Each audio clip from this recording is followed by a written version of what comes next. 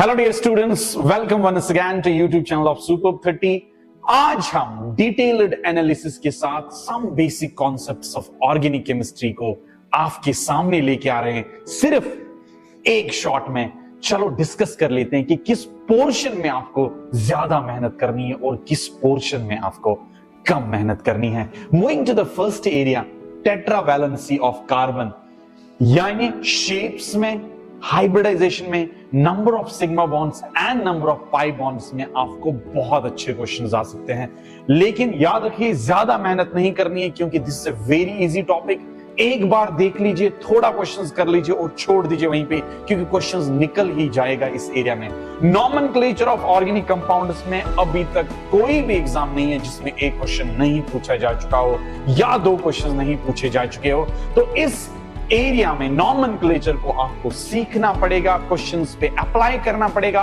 और I will bet you कि जब आप इसको अच्छे तरीके से एनसीईआरटी मटेरियल से सारे क्वेश्चन सॉल्व कर लोगे तो आपको इससे भी क्वेश्चन नहीं छूटेगा। So better you work for this area then moving to the next area. इसमें 35% याद रख लीजिएगा, सबसे ज्यादा पोर्शन। तो इसमें क्वेश्चन आना ही आना है, तो छोड़ना क्यों।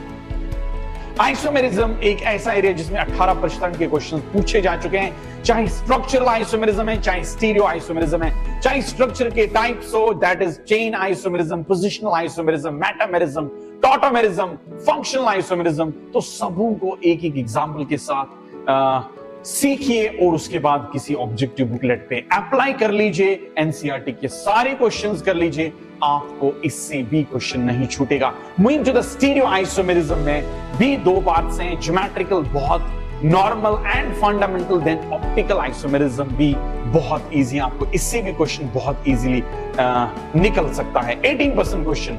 अगर सबसे ज्यादा मेहनत करनी है, क्योंकि ये एरिया मैंने बाहर रखा हुआ, क्यों बाहर रखा हुआ है sir?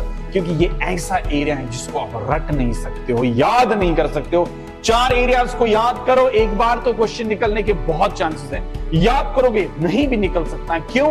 You need to understand reaction mechanism, जिसमें आपको types of organic reactions, electrophiles, nucleophiles and electronic displacements में inductive effect, resonance and most probably hyperconjugation के क्वेश्चंस बहुत आ चुके हैं। तो इस एरिया को आप याद नहीं कर सकते हो, इस एरिया को आपको समझना पड़ेगा।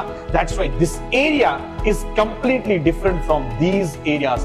पहले अगर आपको जल्दी जल्दी काम करना है तो इन एरियाज को कंप्लीट कर लीजिए। जैसे ही कंप्लीट हुआ इस एरिया में मेहनत कर लीजिए, कॉन्सेप्ट को क्लियर कर लीजिए, आपके क्वेश्चंस बहुत अच्छे से निकल जाएंगे।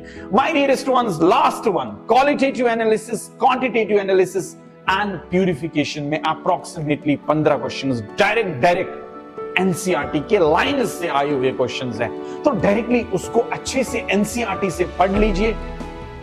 कौन से एलिमेंट्स कैसे प्रेजेंट, हम बता सकते हैं कि ये एलिमेंट प्रेजेंट है, कितना प्रेजेंट है वो भी। इसमें 2 एरियाज यूजुअली क्वेश्चन न्यूमेरिकल भी पूछा जा सकता है, आ चुके हैं, जिसके क्वेश्चंस में इसमें करा दूंगा। Dumas method and Kjeldahl method को आप नहीं भूल सकते हो।